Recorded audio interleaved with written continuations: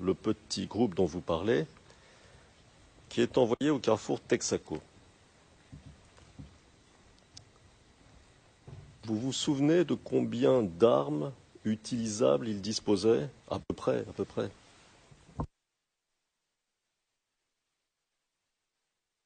Je crois que vous aviez dit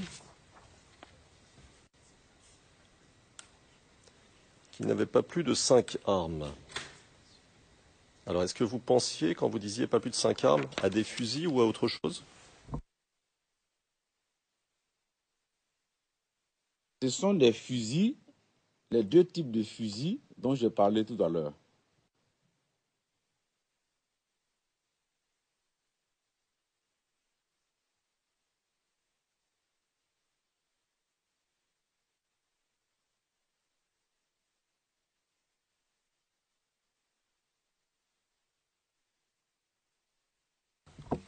D'accord.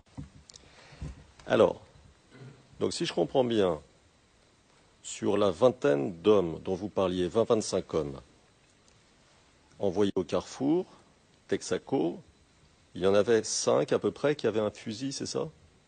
Oui. D'accord. Il y avait des munitions dans ces fusils-là, dans ces 5 fusils? Oui.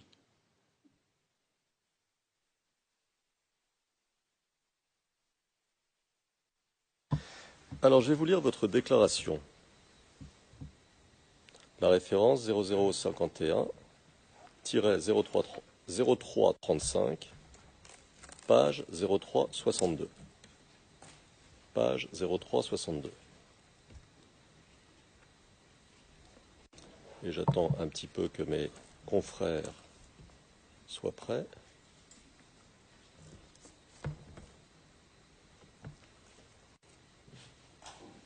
Bon.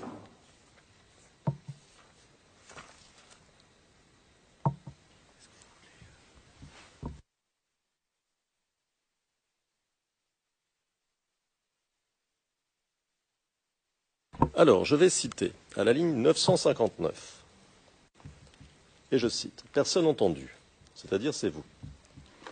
Mais Can you please wait? Pourriez-vous, s'il vous plaît, attendre que la page soit affichée à l'écran?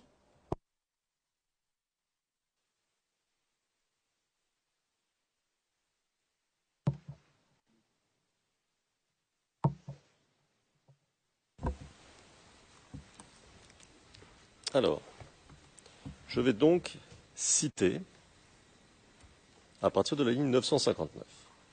Et je cite, personne entendu, c'est vous, monsieur. Mais il n'y avait pas de munitions parce que ce n'est pas les 762. Il n'y avait pas de munitions dedans. Intervieweur 3. Pardon. Personne entendu. Il n'y a pas de munitions parce que c'est des fusils qui ne sont plus en service. Vous prenez des secondes années. Vous faites intervieweur 3. Vous leur donnez des armes. Vous faites intervieweur 3. Ces armes fonctionnent, mais ils n'ont pas de munitions, et puis vous dites que c'est pour s'en servir, pour se défendre. Et vous vous dites, pour se défendre comme élément, comme, vous savez, c'est le fusil lui-même qu'il peut. Si quelqu'un veut l'agresser, c'est avec ça qu'il peut le pousser, mais pas tirer. Intervieweur 3, d'accord. Personne entendu, pas tirer. N'oublions pas qu'on est en situation de maintien de l'ordre.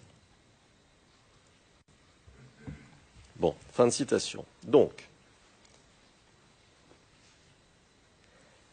il semble, de ce que vous avez dit là, à l'enquêteur du bureau du procureur, que vous disiez que ces 5 fusils dont était équipé ce petit groupe, en réalité, n'avaient pas de munitions.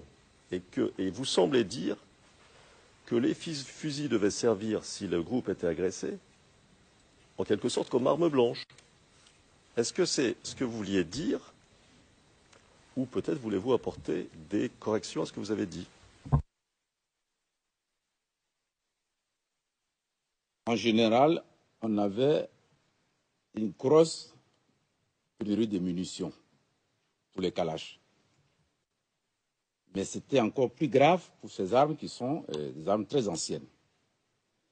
Donc,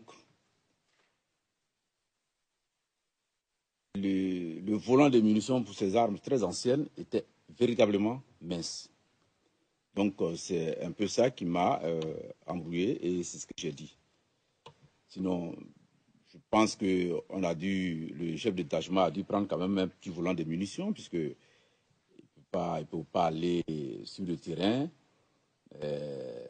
même s'il n'y a pas de munitions. Le peu qu'on a réservé aux exercices de tir, ce jour-là, on entendait à la radio qu'il y avait des tirs dans la marche. C'est vrai qu'à cet endroit, il n'y a pas de marche.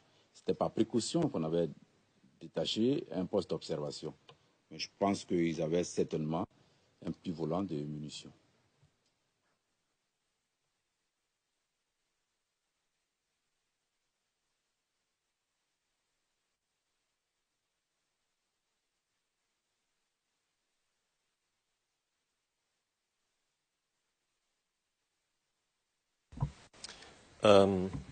Quand vous dites un petit volant de munitions, c'est à peu près quoi par fusil? Combien de balles par fusil?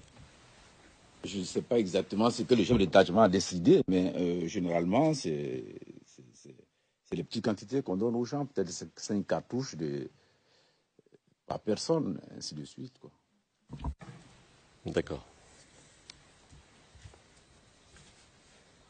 Donc si je comprends bien, les Kalash étaient réservés aux unités qui risquaient d'être, ce jour-là, on parle de ce jour-là, 16 décembre, qui risquaient d'être attaquées à l'arme à feu. Est-ce que c'est ça? Non, je disais que comme on avait des difficultés en ce qui concerne l'acquisition des armes, donc le commandement a établi des priorités. Les 2 écoles de gendarmerie n'étaient pas prioritaires en ce qui concerne les attributions en armement. Cependant, on avait quand même un tout petit peu de Kalash à l'école en dotation, mais c'était réservé à la défense de la caserne, à la défense de notre propre caserne. D'accord. D'accord, c'est clair.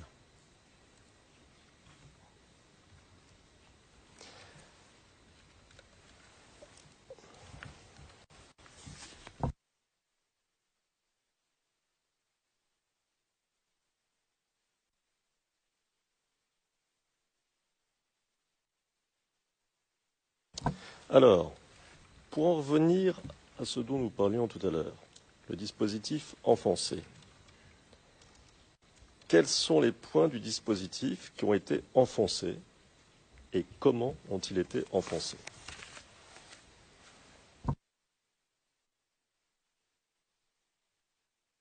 Selon ce qui m'a été rapporté, c'est que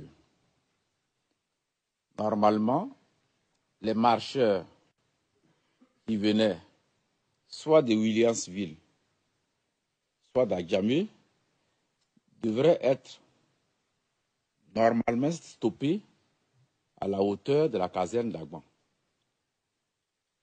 Or, ça n'a pas été le cas. Et ils se dirigeaient vers le carrefour Saint-Jacques pour prendre le boulevard des Martyrs. Et donc, c'est à ce niveau-là que le DGPN a découvert qu'il avait quelques inquiétudes et il s'en est ouvert au chef d'état-major qui a estimé qu'il fallait mettre un dispositif entre le carrefour Saint-Jacques, entre l'église Saint-Jacques et puis le carrefour de la Vie.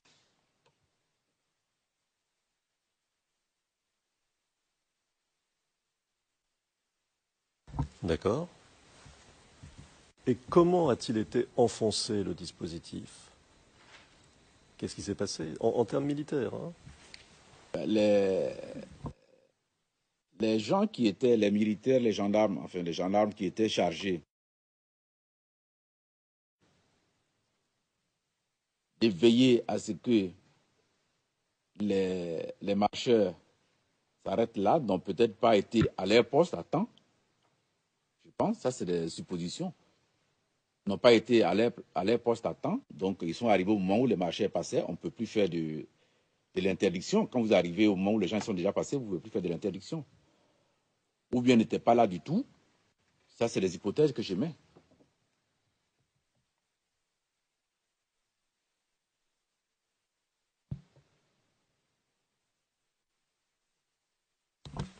D'accord. Et pour en revenir au tir eux-mêmes, au cours de la marche, vous qui êtes un professionnel, est-ce que les axes de progression des marcheurs, leur méthode d'affrontement avec la police ou la gendarmerie, révèlent une opération de nature ou d'inspiration militaire?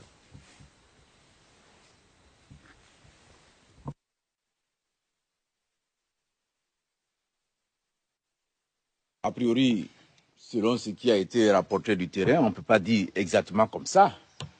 Mais dans la foule, que quelqu'un s'écarte et puis il tire en direction des forces de l'ordre. Si vous êtes à portée de sa calache, vous êtes atteint. Ou alors, c'est des gens qui sortent et puis ils tirent dessus et puis après, ils replient, ils vont se cacher parmi la population. Voilà, donc je ne peux pas dire qu'ils étaient organisés, ils faisaient une approche tactique convenable. Ce n'est pas exactement ce que je dis.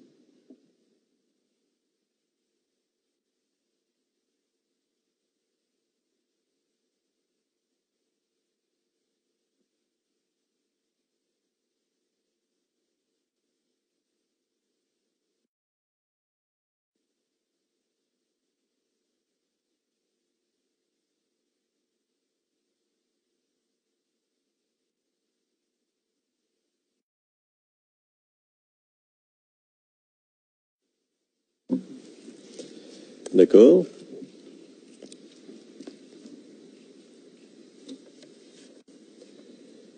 Alors, dans les transcrits français d'hier, 29 mars, à la page 47, vous nous avez dit, je vais vous citer, à la ligne, je pense, 19.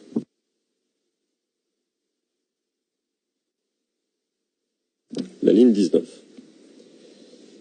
Il a aussi parlé des tués civils, je vous cite, hein, il a aussi parlé des tués civils. Et il a mentionné qu'en ce qui concerne les tués civils, il fallait qu'on fasse très attention parce que les personnes qu'on considère comme civiles, généralement, c'est des personnes armées. Il n'y a aucun signe distinctif, mais c'est des personnes armées, selon les informations qui lui ont été remontées du terrain. Fin de citation. Ma question, dans les rapports des autorités, par exemple, ceux que vous a montrés, les rapports que vous a montrés la représentante de l'accusation, lorsqu'il est indiqué perte civile, si je comprends ce que vous avez dit, cela pourrait très bien être des personnes armées, n'est-ce pas?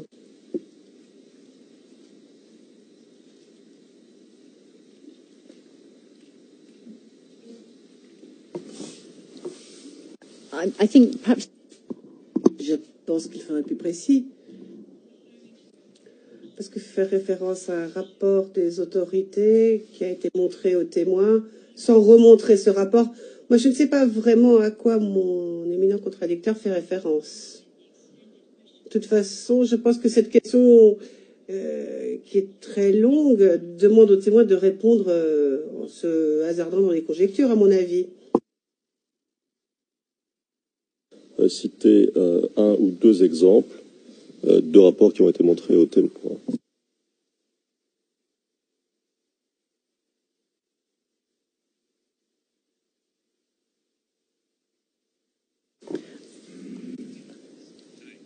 I mean, the point is also that... Mais surtout, mon éminent contradicteur voudrait que l'on regarde rapidement certains mots sur le rapport. Enfin, j'ai des objections. Le président interrompt. Écoutez, regardons le rapport et puis on verra bien. Sœur, on va faire un exercice plus précis avec votre autorisation, Monsieur le Président. Je vais d'abord appeler je vais demander aux témoins de commenter, ce sera plus simple, je crois, un document qui est CIV-OTP 0045-1157.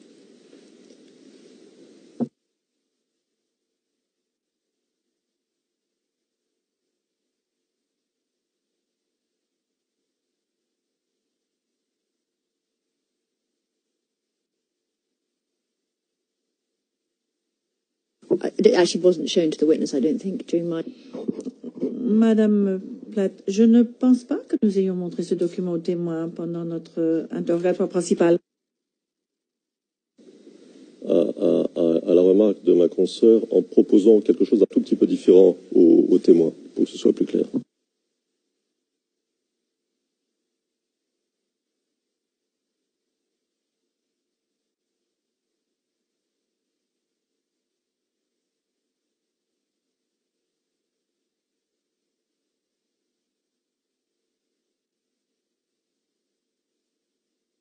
Alors, est-ce qu'on peut, monsieur, vous voyez le document qui se trouve devant vous?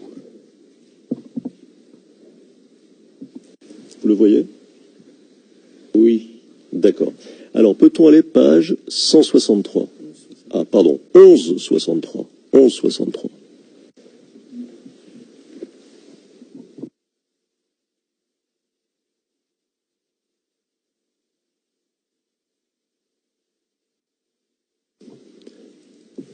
Vous voyez?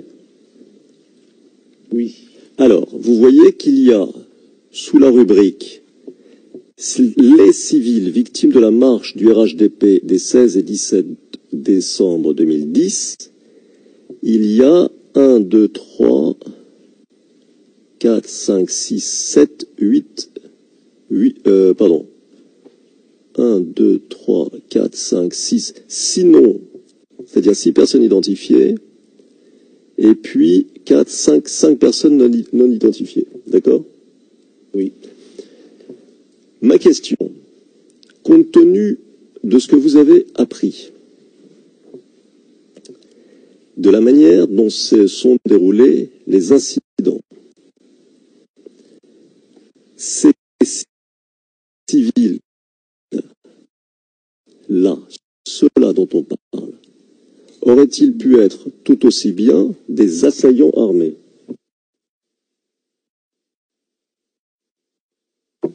Now I will object to that.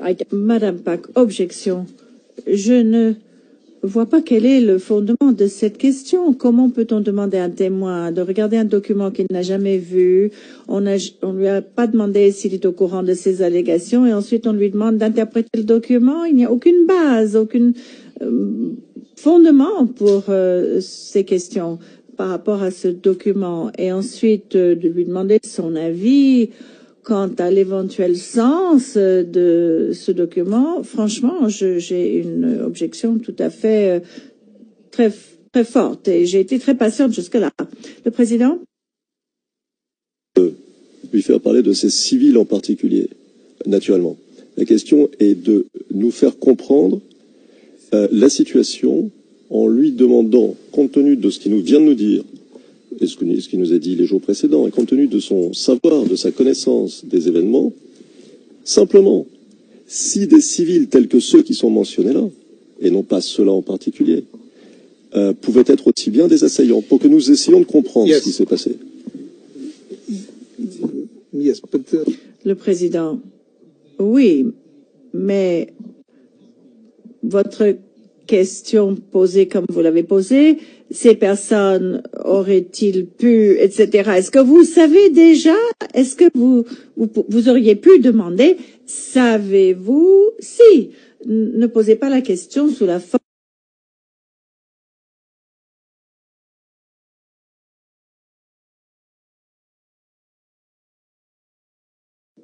Le président, il me semble que hier, dans ce même contexte, j'avais dit que les civils sont tous ceux qui ne font pas partie des FDS. Right?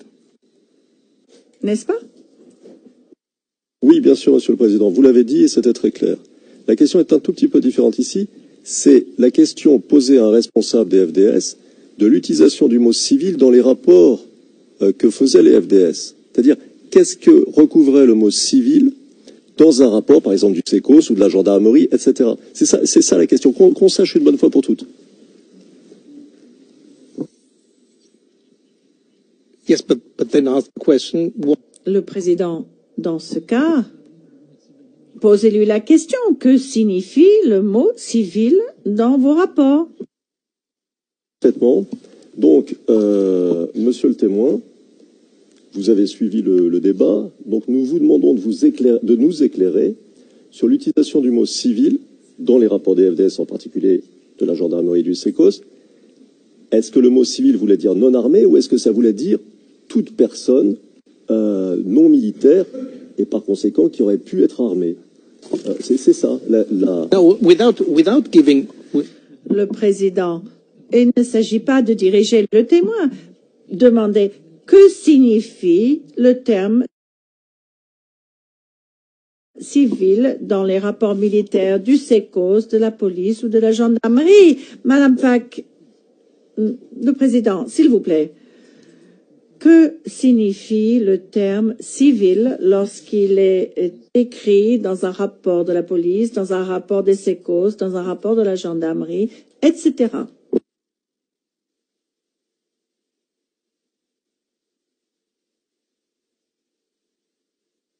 Le premier sens de ce terme, c'est civil. Pour nous, le premier sens, c'est quelqu'un qui n'appartient pas à une composante des forces de défense et de sécurité. C'est le premier sens. Dans le contexte dans lequel on était, où beaucoup d'attaques parvenaient des personnes en civil ne comportant aucun signe distinctif indiquant qu'ils étaient membres d'une composante des forces de sécurité et de défense, et en même temps, qui possédaient une arme et qui en faisaient usage contre les forces de défense et de sécurité. Ensuite, il allait se cacher parmi les populations civiles. Et ça, c'était quelque chose qui était extrêmement difficile pour nous. Dans le document qui m'est présenté ici,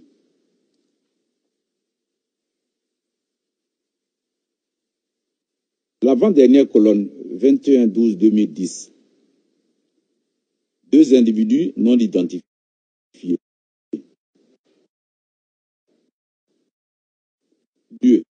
Diokoué, nationalité ignorée, et observation, il est écrit, abattu par les Fancy c'est les armées, les forces armées de Côte d'Ivoire, suite à un refus d'obtempérer. Généralement, ce sont les signes comme ça qui mettent un peu les forces sur les dents. Il est en civil, en lieu de s'arrêter pour qu'il soit contrôlé, il refuse. Et a priori,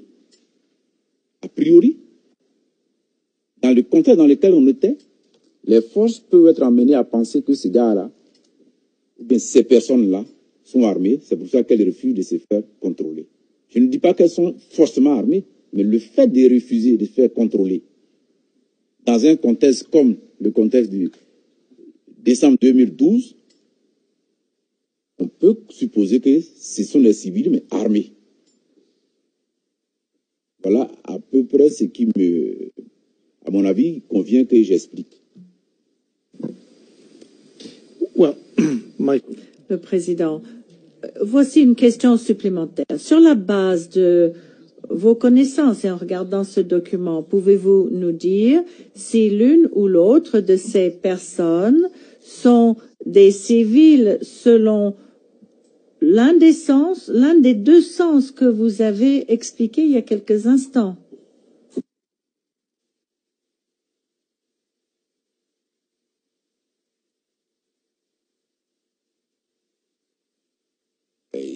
il m'est difficile, Monsieur le Président, à part l'observation qui m'a permis d'affiner mon explication, à part cette observation, les autres observations ne me permettent pas de dire si ces personnes-là étaient susceptibles de porter des armes tout en étant civils.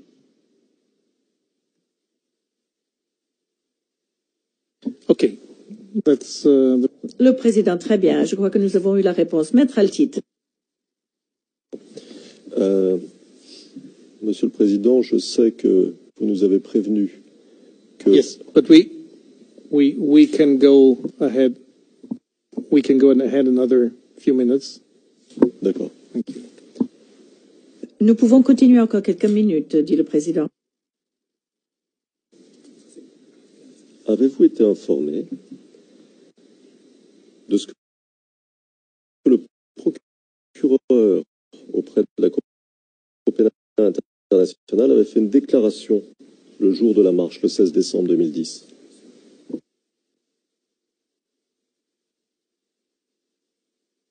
Je ne me rappelle plus, maître.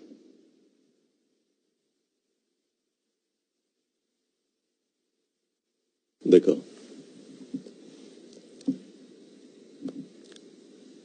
Comment pourrait-on, ou comment peut-on, ou comment plutôt pouvez-vous qualifier en tant que professionnel et responsable des différentes unités dont on a parlé, le climat sécuritaire à Abidjan après la marche du 16 décembre?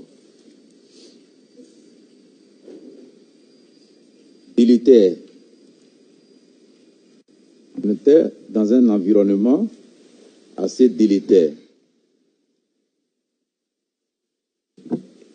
Pouvez-vous expliquer un peu plus pourquoi délétère? Qu'est-ce qui se passait, etc.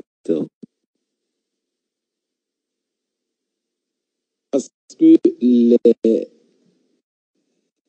les tensions existaient encore.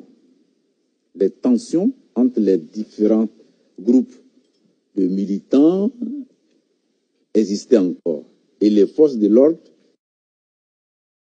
étaient toujours la cible à Bobo du commandant invisible.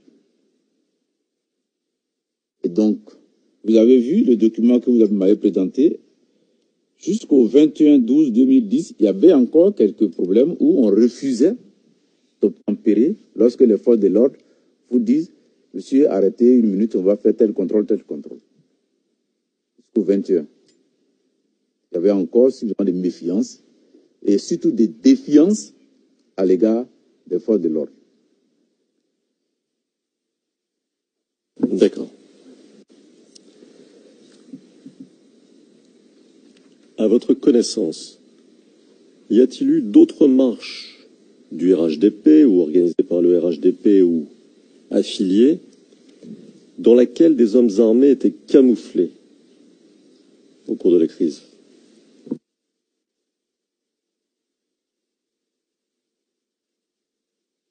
À part la marche du 16 avec sa suite, s'est prolongée un peu le 17, à part ça, je n'ai pas le souvenir d'avoir vu d'autres marches pendant la crise. En tout cas, je n'ai pas le souvenir. D'accord. Monsieur le Président, je vais aborder un sujet beaucoup plus long cette fois-ci. Have we closed the 16th, the march? Le président, vous en avez terminé avec la marche du 16? Bon, écoutez, nous devons lever l'audience maintenant et nous reprendrons à 15h cet après-midi et nous ferons une audience de 2 heures jusqu'à 17h. L'audience est suspendue.